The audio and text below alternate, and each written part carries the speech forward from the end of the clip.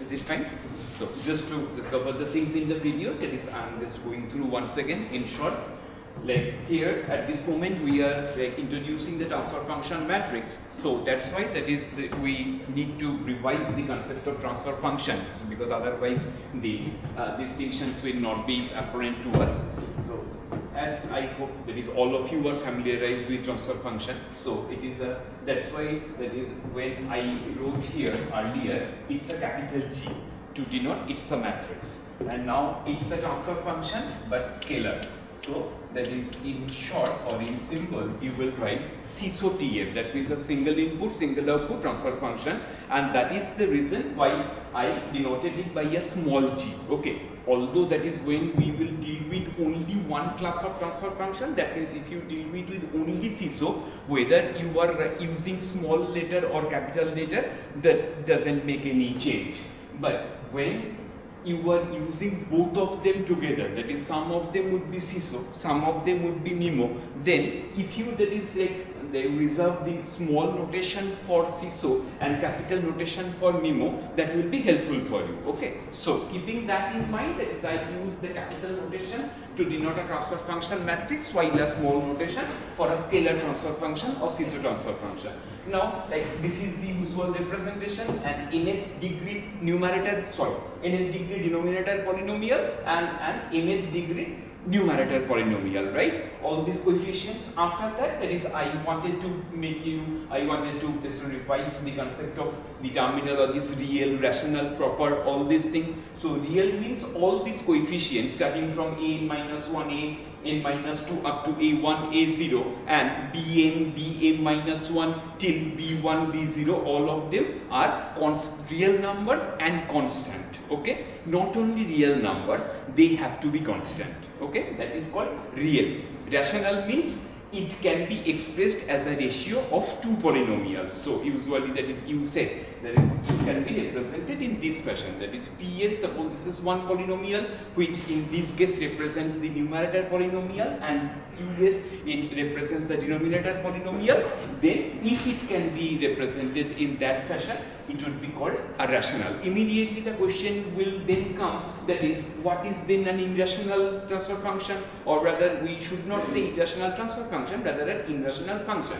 If we take the example of a transportation lag or a delay system e to the power minus st, or even any hyperbolic function that we cannot straight away express as a ratio of two polynomials, right? So that's why they are irrational functions. Here that is I made a note, that is you should not say, that is even by a slip of tongue, you should not say that is irrational transfer function, because the moment you say transfer function, that means you are implicitly assume that is it is already represented as a ratio of two polynomials. That is the reason why, to be technically correct, we should not say irrational transfer function, it must be irrational function. Okay, then after that, coming to the definition of a proper. So as that is you correctly said, that is a proper system means, that is here that is I explain the relative degree, and once again that is I will explain, don't worry about that. But first, if somebody asks me, sir, that is we have understood that is how to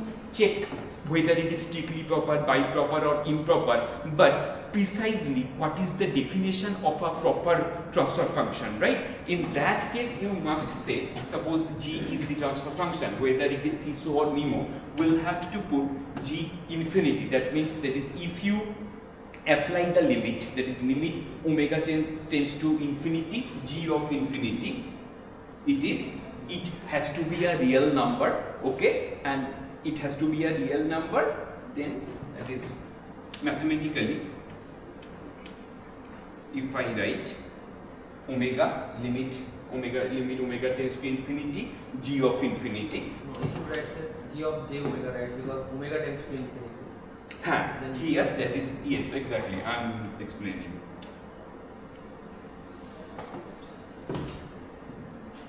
What does that mean? Now, that is, have you understood? He asked an important question.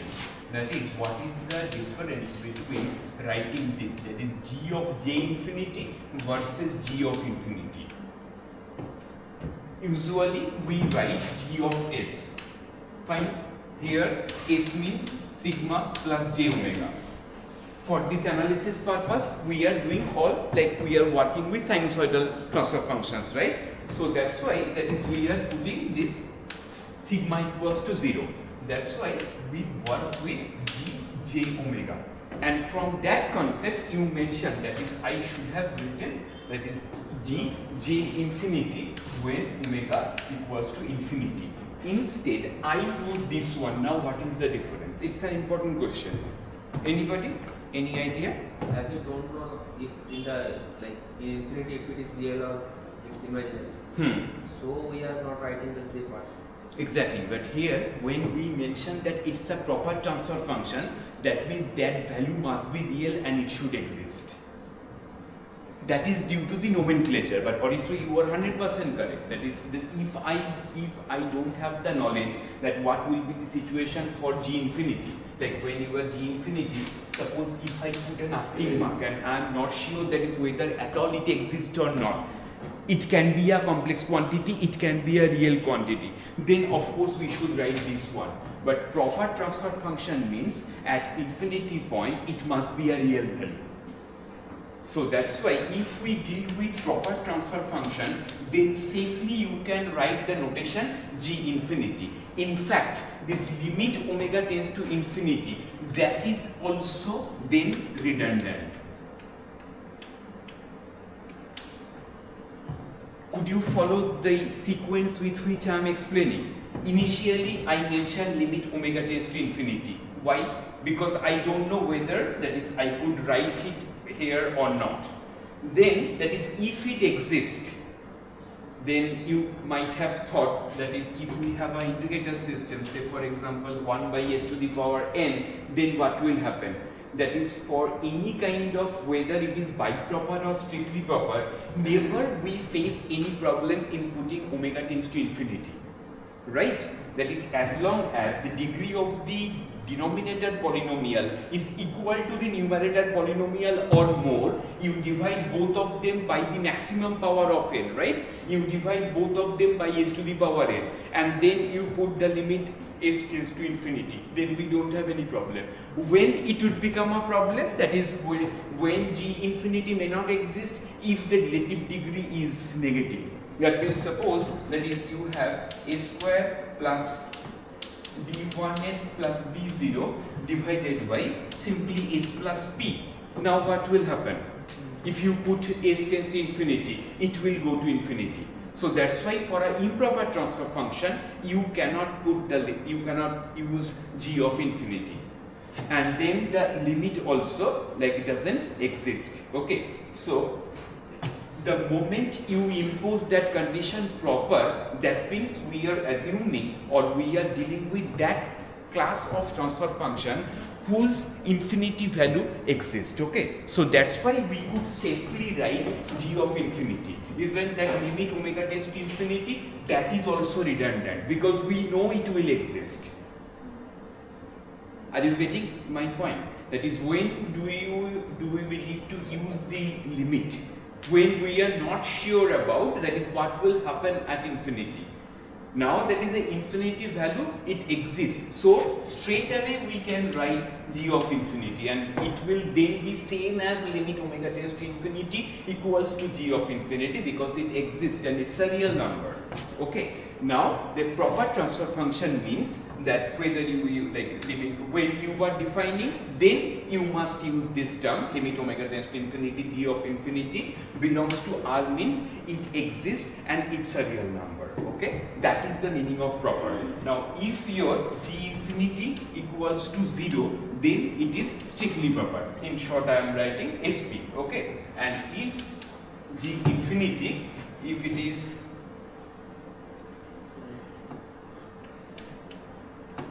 not equals to 0, that means any value other than 0, then it is what?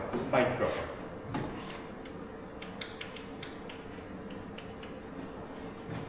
Do we have to write that omega tends to infinity because we are already writing G of infinity? This is for defining the properties. That is, when I started with, if somebody asks you that is what is the definition of a proper transfer function, then you will have to talk about the value at G infinity, right? So there, for defining that, you have to write the limiting condition. But once that is defined, now suppose you are classifying or you are talking about a class of transfer function, proper transfer function. Suppose here this is a class of all proper transfer functions. That means for them g of m, it exists. In mathematically we write in that way. That is you are defining a class of proper transfer functions, all of them g of s. Then the moment you put that notation proper, that means now it is already you have assumed that g infinity, it exists in R. What does that mean? That means it will exist means that is it will be a real number. Okay? And if it is 0, then it will be strictly proper. Now strictly proper means, like sometimes that is we have a misconception that is strictly proper means relative degree 1. It is not. It can be 1, 2 or any greater number. So relative degree means relative degree that is will be greater than equals to 1. And then biproper means it will be relative degree equals to 0. Okay? Now that is the relation with which that is I study. It's now in robust control not only about the CISO cases, we will have to deal with the MIMO cases as well. So a MIMO transfer function matrix, say for example here, this is just a simple example of 2 cross 2. Now what does this mean, 2 cross 2?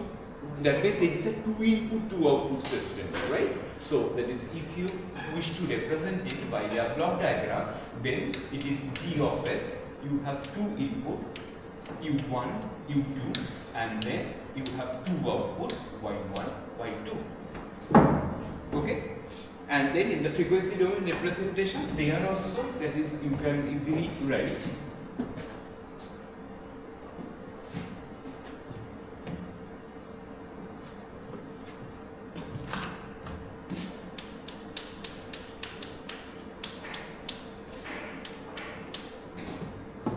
Y of s equals to G of s into U of s. That representation will remain the same for both CISO as well as MIMO, right? So this representation, it is valid for both CISO as well as MIMO. Now, if it is a 2 by 2 case, then that is we can formally write it in the vector matrix format. So it will then be capital Y1 of s, Y2 of s. That will constitute your output vector equals to this whole transfer function matrix like G11 of S, G12 of S, G21 of S, G22 of S into input vector. What will be your input vector? Capital U1 of S, capital U2 of S, right? Now, similarly, that is if it is 3 cross 3 or m cross m, that is the general will be. In the last semester also, that is we discussed about this. This time that is I am repeating because some of you are new. The general will be m cross m, transfer function matrix, right? So then, similarly, that is this extension will that is keep on inflating, right? So in this case, what we now, that is sometimes we say that is handling MIMO systems is not that easy, right? Unlike CISO systems. What is the reason? If somebody asks you that is what is your output of channel 1, Y1, you see G11 into U1 of S plus G12 into U2 of S, right? So Y1, it is not only affected by the input to channel 1 but also to channel 2. And the cross coupling is this term G12. That is ideal. That is suppose that is if we would have Y1 equals to G11 of S into U1 of S, then everything is like we would be that is in a heaven.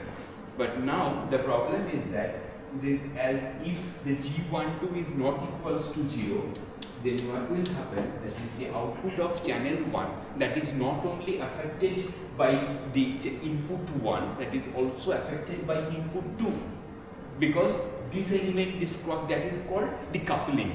between these two channels. Similarly, for the second one, Y2 is not only affected by U2, it is also affected by U1. Why? Because G21 into U1 plus G22 into U2, right? So all these off-diagonal elements, they are called the coupling or cross-coupling elements, okay? They cause a lot of trouble.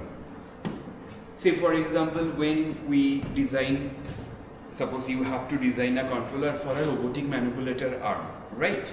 So suppose just like 2 degrees of freedom robotic manipulator arm or 2 link, that is one is the upper limb, one is the lower limb. Now when you try to control the end gripper, you have to think about that is all these joints, because like finally a movement of the end gripper is related to your both lower and upper arm and the joints.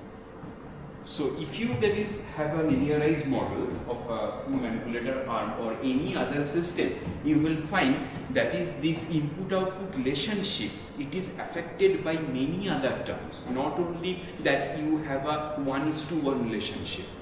That's why the dealing CISO system, it is much easier compared to MIMO system, okay? Because CISO means you have only one vector tuning factor, like US equals to YS equals to GS into US. There is no other interruption from any other terms. But the moment you step into MIMO system, then you have multiple factors to count, okay? Because that is in 2x2 case, you have understood well. So similarly, if this number, that is if the input-output channel increases, you think about in case of 3 cross 3, then it will be G11 U1 plus G12 U2 plus G13 U3. So 2 more like factors that is which will have to take care, right? So that's why that is like, it is really, I should not say difficult, but this coupling creates a lot of issues, especially when you want to design a tracking controller. Then like suppose it is not that for 2x2 you will be designing only 2 PID controllers. That is often the mistake students do. Like suppose you have a 2x2 plan and you have to design a tracking controller. PID is the like most popular choice. So if you have to design a PID controller, you should not think about okay PID1 and PID2. That means if you think that is KP1 plus KI1 by S, one channel, and the other one is KP2 plus KI2 by S, then that is you are using only 2 diagonal PI controllers, but who will take care of this coupling? So that's why there you need 2 more PI terms to deal with the cross coupling transfer functions. So there usually in case of multivariable system, there is a concept called decoupling. For controller design, that is often we decouple the system and then we design the controller, okay? Because otherwise, if you don't decouple, then it is really cumbersome to design a controller, mainly because of this cross-coupling terms, okay? That is like at this moment I am not going into that, later we will see. Any queries? So instead of square matrix, if it is a rectangular matrix, right. Here just like for the simplicity of understanding, that is I took an example of a square system. See, where if you have the same number of input and output, then we call it as a square system. Okay. No, I just had one question like what is the number? In general, that is we could have written. I am not using the n because n is often it denotes the order of the number of states. So here simply that is you can use suppose n cross q,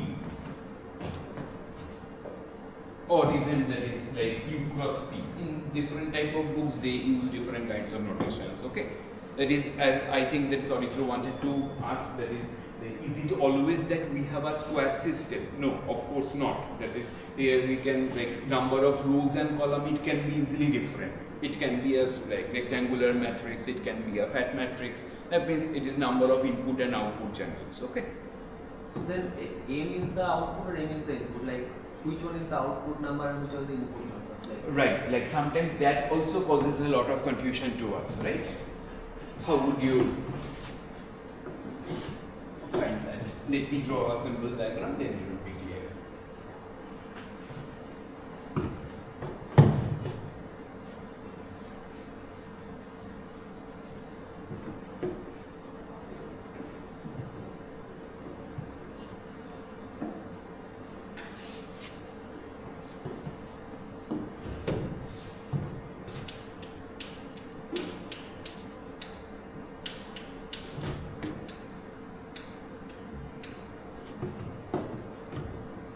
right?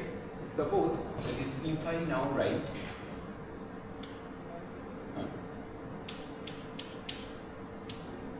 M1 cross M2, suppose that is the dimension of the GS.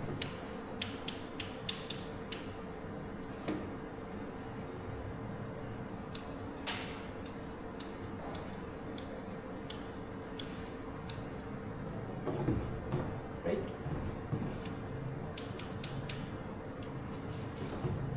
From this notation, what do you understand? How many rows and how many columns? M1 rows. Right? M1 rows, M2 columns. So the M1, that is M1 rows, M2 columns. Now, that is when you write the matrix vector equation, then how would you write? It needs to satisfy the dimension. So then, what will be the dimension of YS? M1 cross 1. Exactly. What will be the dimension of US?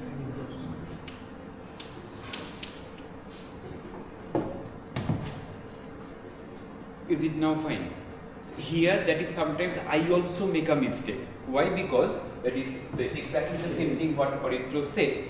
When we think about the dimension of a transfer function, then usually suppose if it is like M1 cross M2, then we try to think about that is which one is input and which one is output, right? We, like by mistake, we often tend to think this is input dimension, this is output dimension. And that is the, I think exactly that is the point you wanted to make. Because in our mind, if we write it as a matrix format, then everything will become clear to us. But if you think it mentally, then often we try to read as if the first subscript is the input, second subscript is the output, and that causes the confusion. But so whenever there is you that is have a confusion of this type, just you write this expression. It will be clear to you. Because here, the moment that is like whether it is row or column, first you fix what is the dimension. That is suppose somebody told you that this dimension is 3 cross 5. Okay, whatever may be the dimension, 3 cross 5 or 5 cross 3 or 7 cross 7, whatever may be. You write there. Then you see, if I cannot write M1 over here. Why? Because the dimension will always be, that is suppose here M1 cross M2, 3 cross 5, suppose 3 cross 5. Can I write here 3 cross 1? I can't. I'll have to write 5 cross 1. So M2 must be here. And then M1 cross M2 into M2 cross 1, that will give you M1 cross 1, so which is coming here. Are you getting? So for this one, M1 cross M2, that is the dimension of GS. Then the dimension of US, what is that? It has to be M2 cross 1. It cannot be M1 cross 1. Now, after this, finally what will be the derived dimension? M1 cross 1, right? That will be the dimension of Y of S. Is it now clear for all of you? Okay, good. Now, that is with respect to the improper system, that is, I wanted to tell you one fact. See, all these are basics from the system theory, but they are also the basics of robust control, because mostly so far you have dealt with the CISO cases, so we don't have enough ideas for MIMO. So that's why that is at the beginning I am spending more time on the foundation. Sir, Yes. যে coupling টার্মগুলোর জন্য PI controller কেন use করতে হবে, PID কেন না? No, I just took an example for PI. Suppose if it is a tracking controller, you may skip the D part, right? That is, I said I just took an example of a PI. That is, if the D component is also required, you can use the D component. Then what I said, suppose PID1 and PID2, but that doesn't suffice. If the cross-coupling term is there you need like PID12 and PID21. We will take up that. at this moment, that is like if I then start that discussion, then actually I will like lose flow. So that's why I am not drawing the diagram at this moment. One important thing, because since today we discussed the improper transfer functions as well, please remember that this state space description x dot equals to x plus bu, y equals to cx plus du, that doesn't exist, or that is not defined for improper system. Please note that, okay? That is, whenever we write x dot equals to ax plus bu and y equals to cx plus du, this is for proper systems.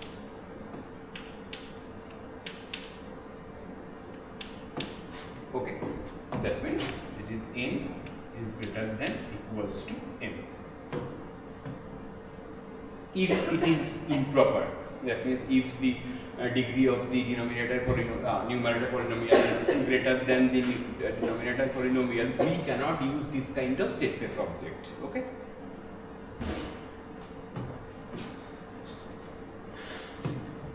If somebody asks me that is why we can't use, because if the degree of the numerator is more, then here you will have one extra term u dot. Then we cannot handle. That is the reason why we can't use this state space format for improper transfer functions. Okay. And related to that, like sometimes in many books, especially that is when you will read this Fogested and Spotslified, you at the I think first or second chapter, you will find another type of state space representation, which is written as ex dot equals to ax plus bu and then y equals to cx. This state space representation is used for descriptor systems. It is just an additional information, not related to robust control, but you should know it.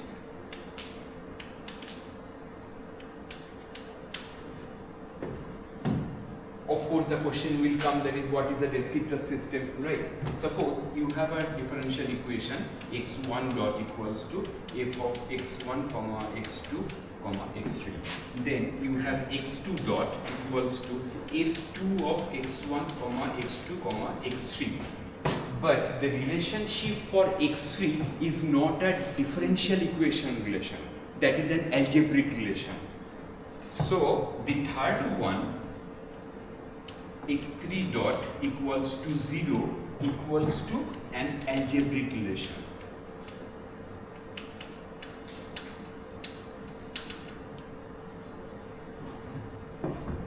Okay. Then that is what will be the nature of this E matrix. Suppose if the left hand side it is x1 dot, x2 dot and x3 dot, actually x3 dot is 0, right? So then what will be the structure of the E matrix? It will be 1 1, it will be 0 to express that singularity. So this is the structure of the E matrix. Then Ex dot equals to the remaining one, that is Ax plus B. This is called the descriptor system.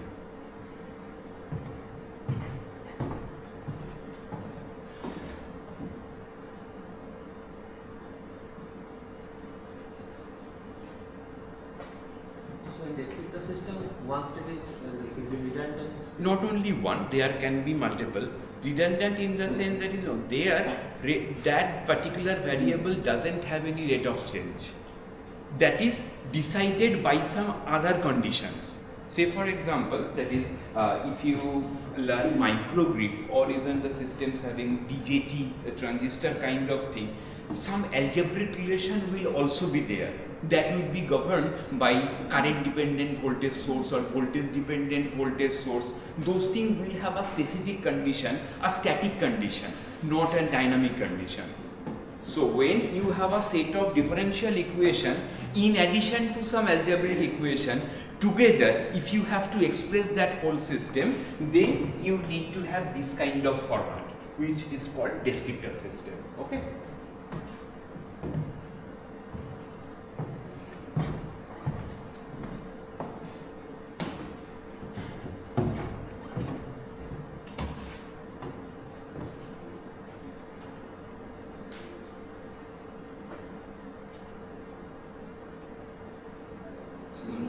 what else comes as a basic? Do you have anything in mind? All of you, if you have any doubt or any queries, or suppose you might have studied earlier but it was not clear to you, you can tell me now. Because I always emphasize on the foundation, because if foundation is clear, the advanced one you can learn yourself. So for any subject, if you have to have a good grip, foundation must be 100% clear. If you have anything in your mind which you might have studied earlier but it was not clear for a long time, some bad thing was there in your mind, you had lot of things you can tell me.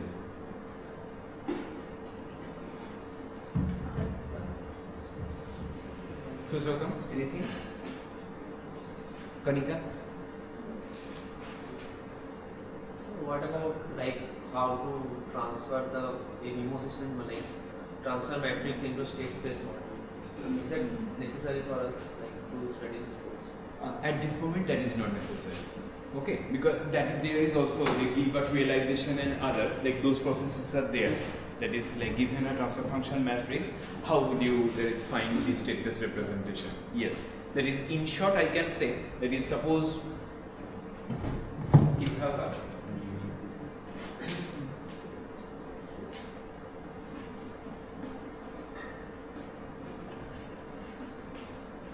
CMOS system. Suppose you have a CMOS system, A by S plus B divided by, suppose,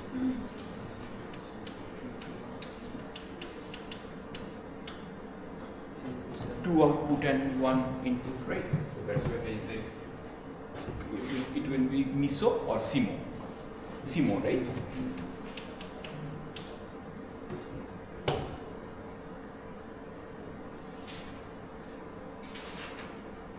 MISO.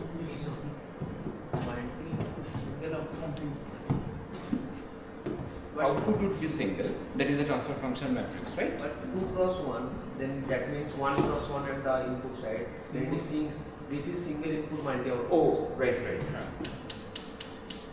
Why yes equals to, that is here you will have only one single, right? Now, that is suppose if you have to find out this state, this what you will do. First of all, you will have to find out a common denominator, which will like take out all the poles. So in that way, zeros we can do a lot of things, but the poles you have to take a common denominator. So this can be represented as 1 by s plus p into s square plus s plus 1. Then of course what will happen? That is that will now go here a into s square plus s plus 1, and in the denominator the other factor will go s plus p, right? So your A matrix will come from this. How? By looking at this, that is the most, like what is the easiest controllable canonical form, right? So in this case, you will have a third order polynomial, and then looking at a third order polynomial, we can easily write down the A matrix 0, 1, 0, 0, 0, 1, and then minus of the coefficients. Okay, so that will be your like A matrix, and then for the B and C easily, that is we can figure out from these two. Although like that is just a glimpse. Okay, so in that way for both like CMO and MISO we can do it readily, but if it is square, this is also a MIMO, but you see if it is a square M cross M, for that we need to convert it into the Gilbert realization. Okay, I will share some resources, and if time permits, then we will learn that one also.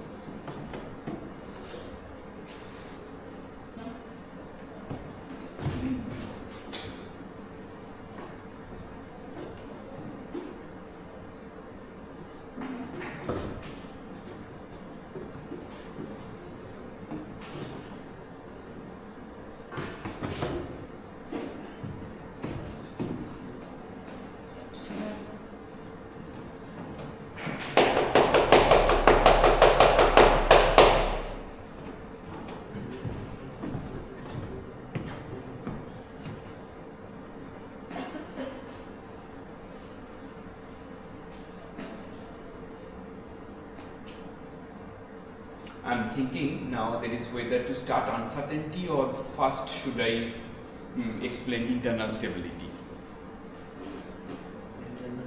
Do you all have a good concept of stability? Only for LTI systems. Like at this moment, even for robust also, we will be dealing with LTI systems only. By the way, that is, as you know, this is the state-based representation for the LTI system. Now, if it is LTV, how would you write? Then f of x comma u comma No, t. for LTV you don't need x. Only it will be a will be replaced by a of t. So if it is LTV, then your x dot of t will be at xt plus bt u of t, and then your yt equals to c of t xt. This is for LTV. Okay. Now, if it is nonlinear, then how would you represent? X dot equals to f of x comma u, comma t comma u. Nonlinear. Okay. Now this is the nonlinear most generic form. Okay. Now if somebody mentions that is nonlinear plus time invariant,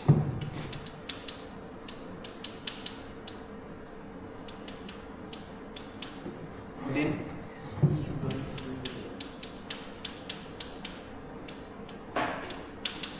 exactly. If somebody says nonlinear plus time invariant plus unforced,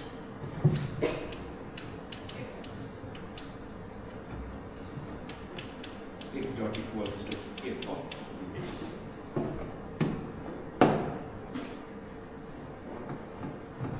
This thing also known as exactly.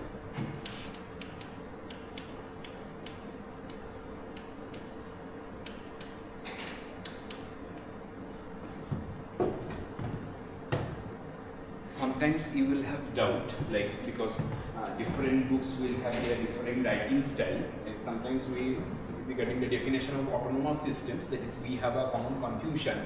That is, autonomous, non-autonomous means, or in case of autonomous,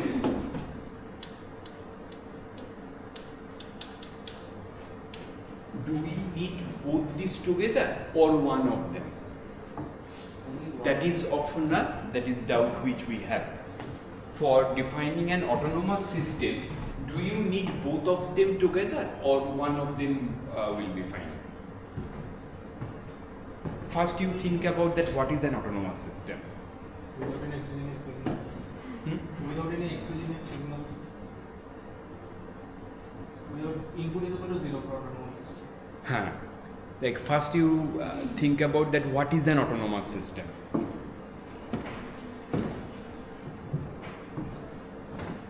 Suppose you see that is like the autonomous institutes like our IITs, NITs, they are called autonomous bodies. Why? They can make their own decisions, right? They even don't need to, that is, follow the rules of UGC.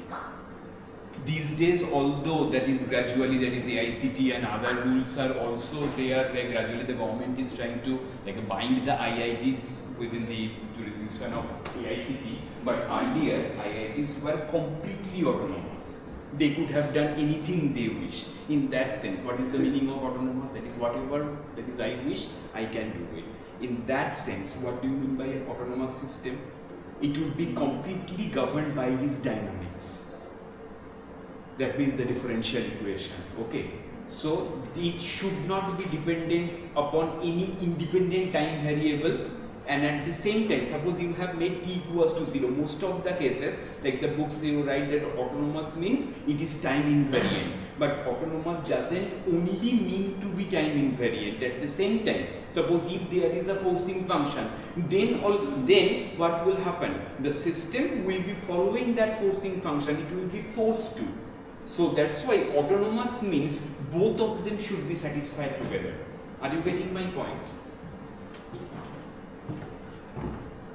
In some books you will find that is they need autonomous means time invariant. but it is not only time invariant. Input must also be 0. Why? Because input means a forcing function. If it is present, if a non-zero input is present, then what will happen? Then the system will follow the input. It cannot proceed on its own. The autonomous means simply it is the free response. In case of an LTI system, e to the power ATX0. That means an autonomous system. E to the power ATX0. If it is LTI. Similarly, if it is nonlinear, its response subjected to a non-zero x0. But if there is an explicit t dependence or if there is an input, then it will follow in a different manner. So that's why autonomous means both of them must be 0 simultaneously.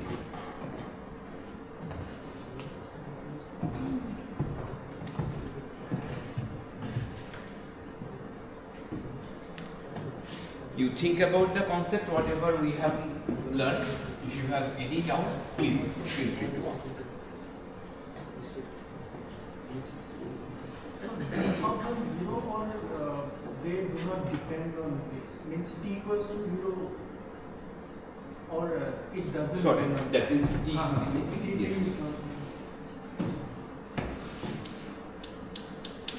is that I wanted to use just a short form. And sir, does the force need to be 0 or it's independent of the input? I mean, sorry, force means input. It's not dependent on the input. Input should not be dependent on time.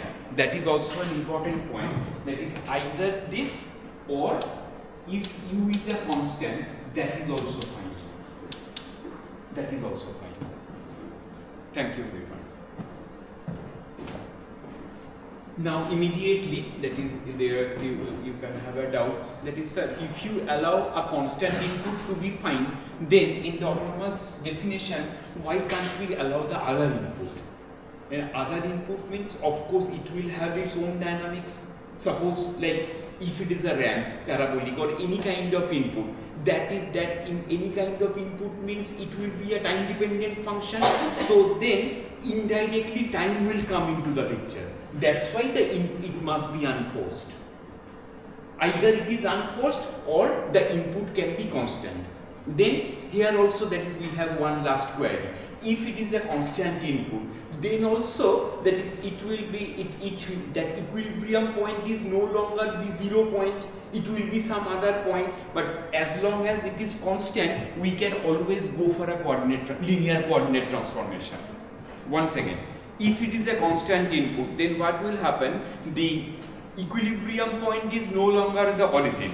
It will then be another point, but that doesn't depend on time. As long as it is a constant, we can always apply a change of coordinate, and then that non-zero equilibrium point can be converted into the origin.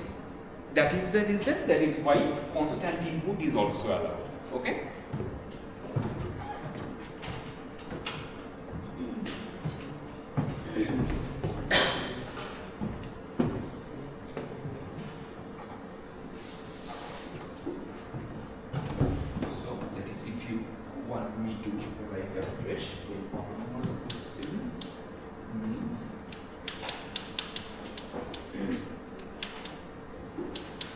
Invariant,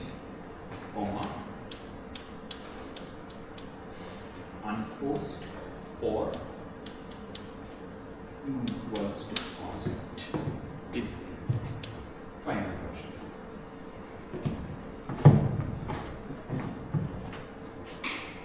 That means any form of time dependence you will have to cancel. Once again, autonomous means any form of time dependence that can come through explicit dependence on time, or that can come through a forcing function. So that's why you have to restrict both of them.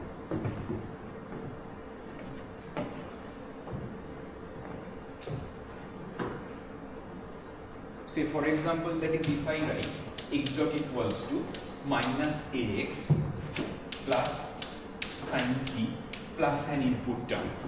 This is fine.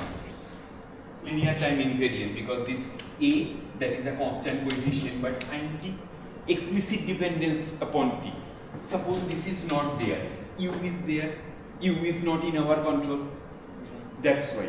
If you have to remove all time dependence, then you will have to restrict both of them, right? That's what I wanted to be.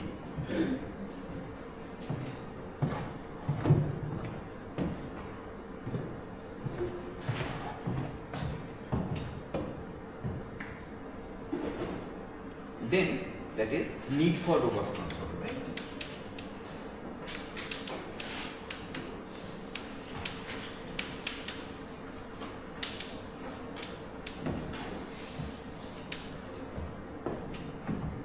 This subject as a whole, robust control, first of all, we should learn or we should understand that is why should, like yesterday only, from yesterday, last day itself we started discussing that point, that is why should we learn robust control. But that is today we will learn in a bit more depth. Then that is when you see this keyword robust, related to that, two main things we will be learning. One is robust stability, another one is robust performance. Okay.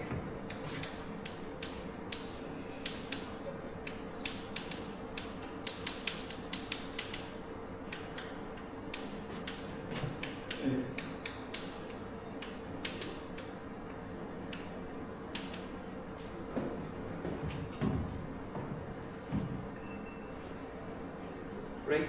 Let me draw our block diagram, that is which is known to all of us.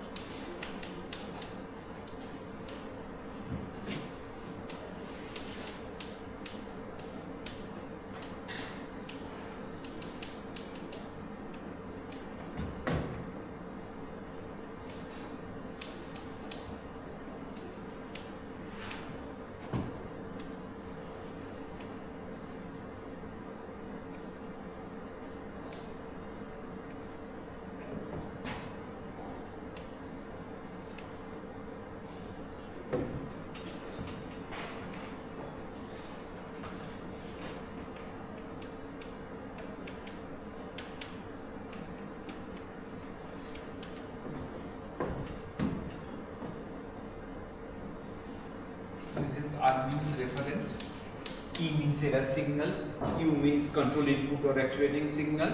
Now here I am using YM. Why? Because now there can be difference between Y and YM. Y means the ideal output and YM means the measured output. Okay. So if I have to fit that signal back, then it must be available for external measurement, right? Because when we are using some feedback, that means that is in reality you have to measure that signal. Only then you can feed it back. So that's why that is here I am using YM. That is also the reason because mostly you will be following this book. They have used Y and YM, especially for this taking feedback. They have used the symbol YM as measure output.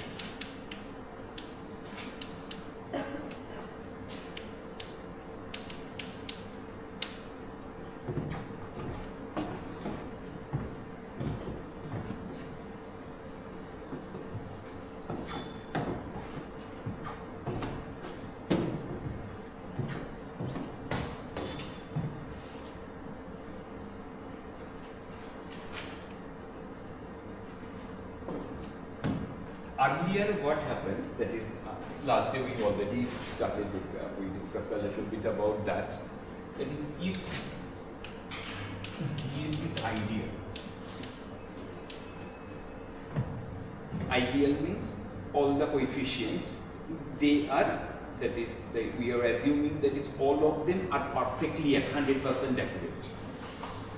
Like the transfer function, if you write that is suppose b1 plus b1s plus b0 by a square plus a1s plus a0. So b1, b0, a1, a0, all of them are like whatever value are provided to us, they are 100% accurate. In that case, no problem.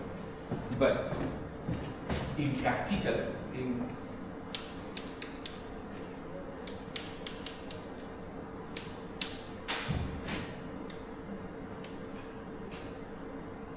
practice, what happens, that is,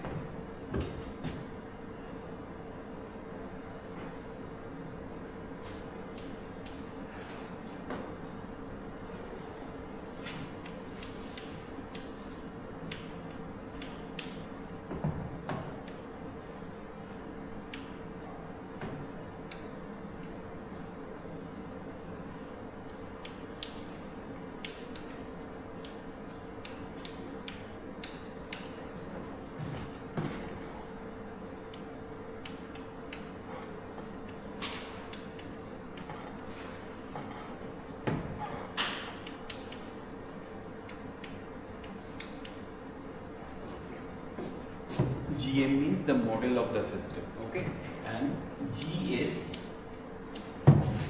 that means the actual system.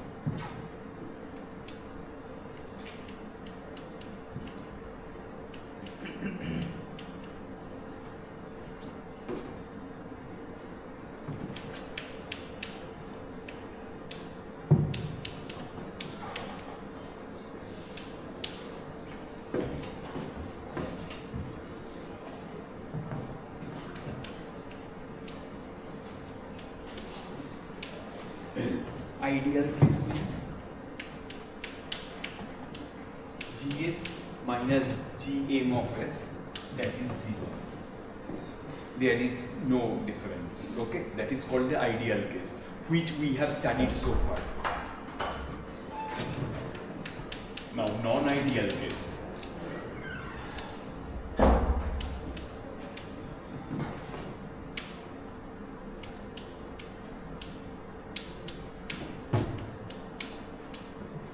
Is it now fine? Non-ideal case means these are the practical cases which we should learn. So far we haven't learned, so this is for this course who was control exists. So far, whatever we have learned or studied, we consider that is a transfer function. Usually that is the model. Because if you have a practical system, I mean a real world system, it cannot be perfectly modeled. That means it cannot be 100% perfectly modeled, right? So, but whenever you are given a state-based representation or a transfer function, we assume as if that model is perfect. That means there is no difference between the actual plant and the model. So, that is, you can assume, so far, whenever we wrote GS, that means it is same as that of GMF of S. But in practice, GS and GM, they are not the same. So given a system, that is last day also I told you, that is if you have to design a controller, first of all you need to get a model, right? So the modeling is the first part. Now system identification, so that is also a very much important thing. That is if you have to get a model, you will have to identify the system, right? Whatever system identification process you apply, that definitely depends upon the machines or equipment that we have and also the nature of the plant. Anyway, that is not within the scope of this course. But anyway, suppose whatever model you derive from the experimentation, that will be denoted by GMF of S. And in practice, always there will be sufficient difference between GM and GS, right? Then the case is that the CS which you are designing, if you design it for a GM, that doesn't suffice. That is the problem. Suppose you have designed, if designed with respect to GM of S,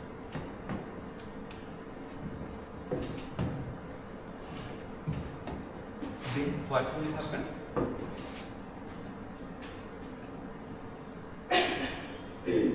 Imperfections in practice, right? Because as it is here I wrote G delta. Suppose for the time being that if I remove that delta, that means the real plant.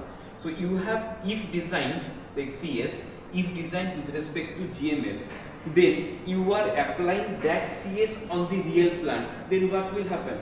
Of course, the performance or even the stability margin which you have got in the simulation or theoretically, that will not match in practice, right?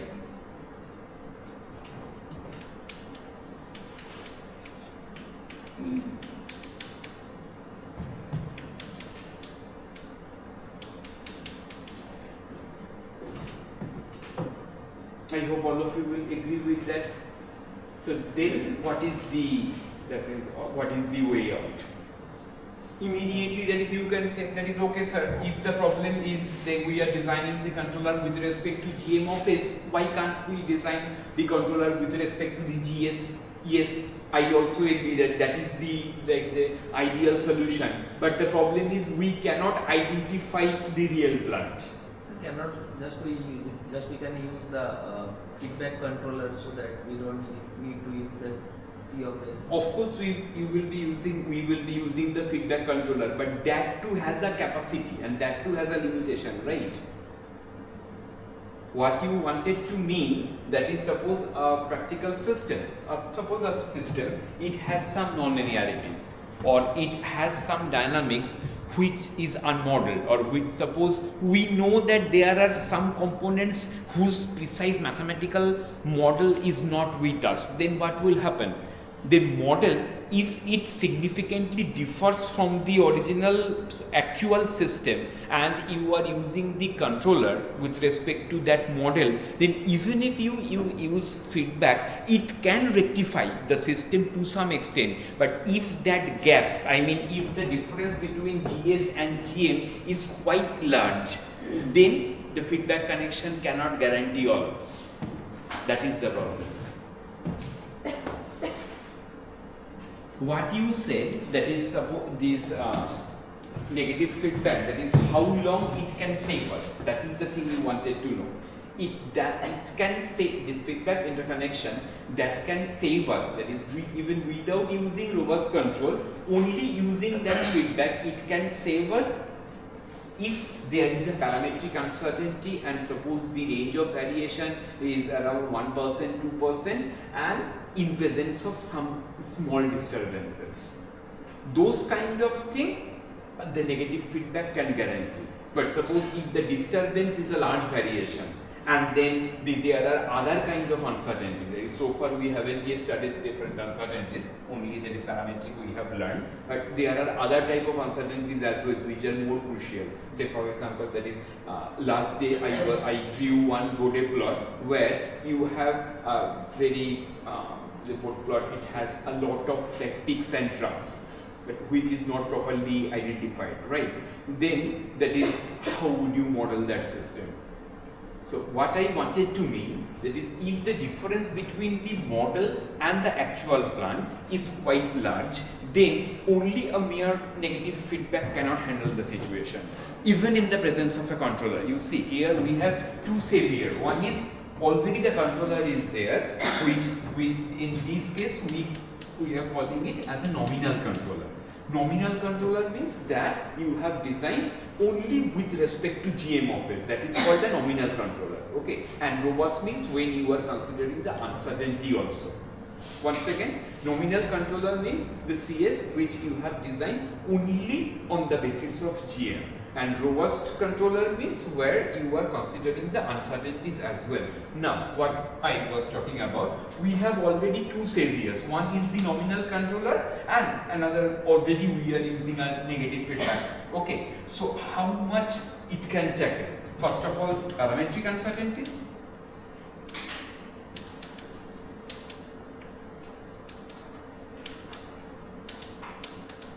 That too, suppose the variation is plus minus 2%, 3%, something like that, and small deterministic disturbances.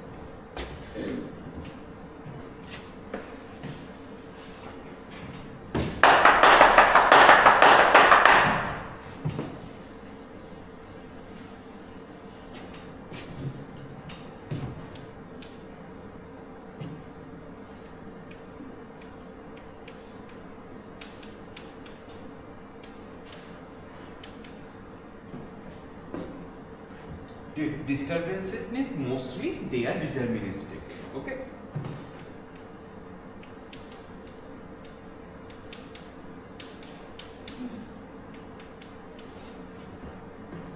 This much can be handled by nominal controller as well as pure.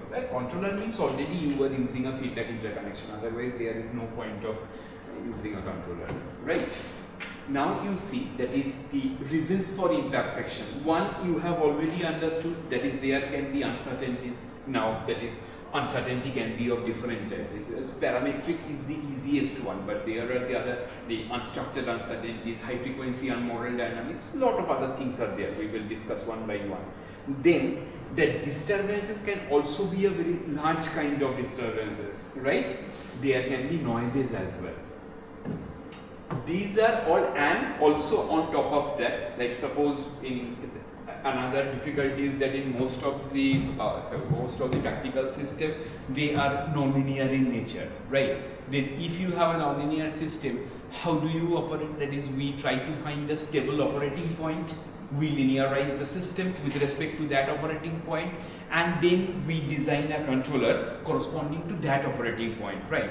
Now, depending upon the operating environment and also for how long, that is, you have doing the experiment, that is, the heat is always a factor, and then weather condition, also the operating environment, all those, everything, that all these factors like air, viscous friction, and temperature, that is weather, all other things, they comes into the category of the operating environment. With the varying operating environment, that operating point can shift, right? So suppose originally you had theoretically you have found one operating point, you have linearized the system. So with respect to one operating point, of course you will have one specific LTI system. Suppose you have designed a controller with respect to that particular linearized system. Now during the experiment or during the operation, that operating point has shifted. Okay, if that shift is quite high, suppose it has shifted beyond 5% or 10%, then of course the plant has changed. Now again, so what will happen, that the linearized plant with respect to which you designed the controller, it has changed a lot during the experiment. So the controller which you design can that guarantee the same performance or same stability? That is another difficulty. So one is the uncertainty which already the plant has. Another, the main source of imperfection is the linearization. So one main factor is the uncertainty, next linearization, third external disturbances. These three are the main reasons for imperfections. If I write it for you, then it would be.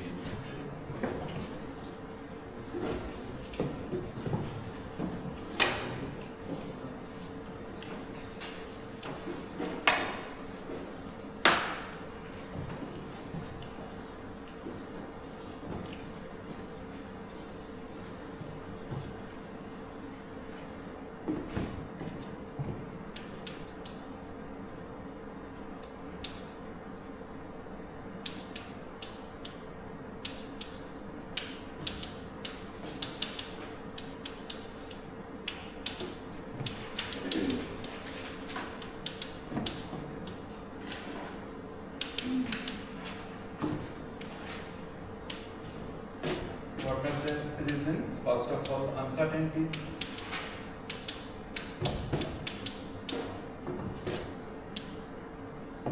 Then number two, linearization in case of nonlinear plants. That means actually the change in operating point.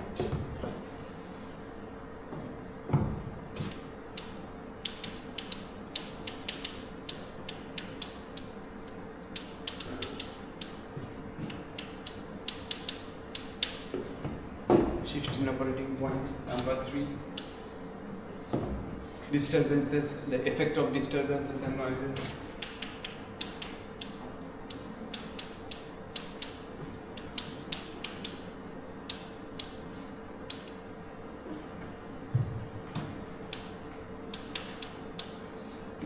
Any other?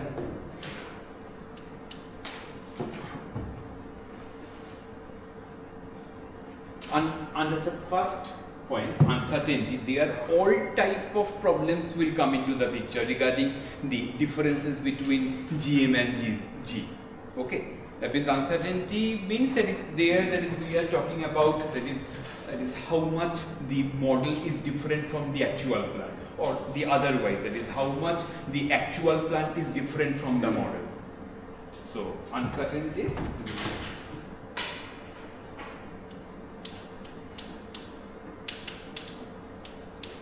Severity of the difference between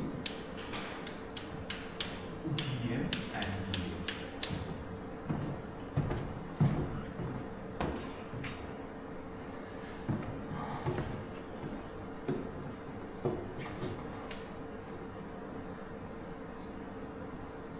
So to handle all of them, we need a robust controller, right? So robust controller means that is which will take care about all the things as much as possible during the controller design. Okay? Is it clear up to this much? Now you see that is here I mentioned two things, that is one is robust stability and one is robust performance. Robust stability means, first of all, that is with respect to that is before I describe RS and RP, we should also know about the nominal stability and nominal performance. Okay? In that way, you will find that is in all robust control books, we have these four acronyms.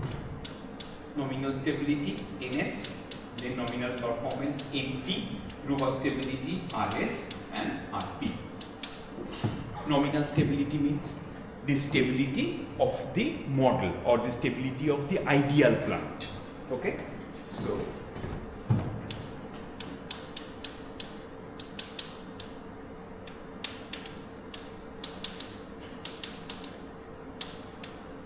nominal stability means when we are analyzing the stability of the system considering that all uncertainties are zero. That means in ideal condition. Okay, that is called nominal stability. What have you understood? So nominal stability means that is we analyze the stability of only G0 of S. From now onwards, this notation will also be this will be common to you. G0 of S means this is the nominal plant. Okay.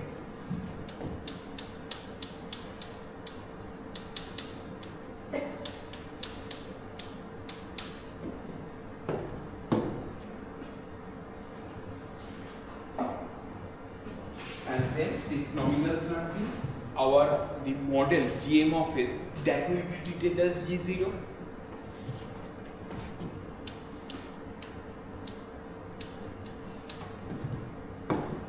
Nominal plant means where no uncertainty is there. Okay, and since our working model is GM of S, so that's why GM will be, that is in our notation, GM and G0 they will be the same. That means the identified model and GM of S, and then let us see if we GM of S and then there is no uncertainty. So that will be my G0. Okay, the stability of G0, that will be my nominal stability.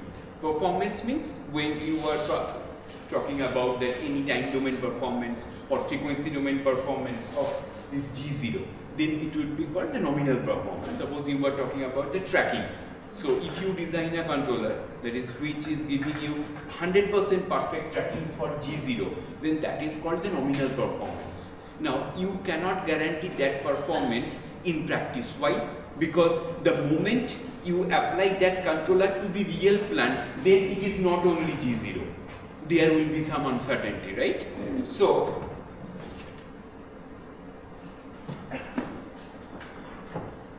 this for RS and RP, that is regarded with the actual plant, okay, and where you have some uncertainty. So, that plant often that is we denote by G delta of S. G delta of S, and then that is it is G0 S plus suppose something more. Okay, so this is about the uncertain plant. Now in this book they have often used that notation as GP of S. That instead of delta, they have this P in the sense that is like this is a plant, but it has the uncertainties. Okay, so they have mentioned that is GP, but in essence, actually, this is G of delta. G of delta means actually that is the actual plant, where of course you have one nominal plant or ideal component plus the uncertainty. Now, the uncertainty representation that matters a lot. Say for example, here I wrote by directly adding, that is the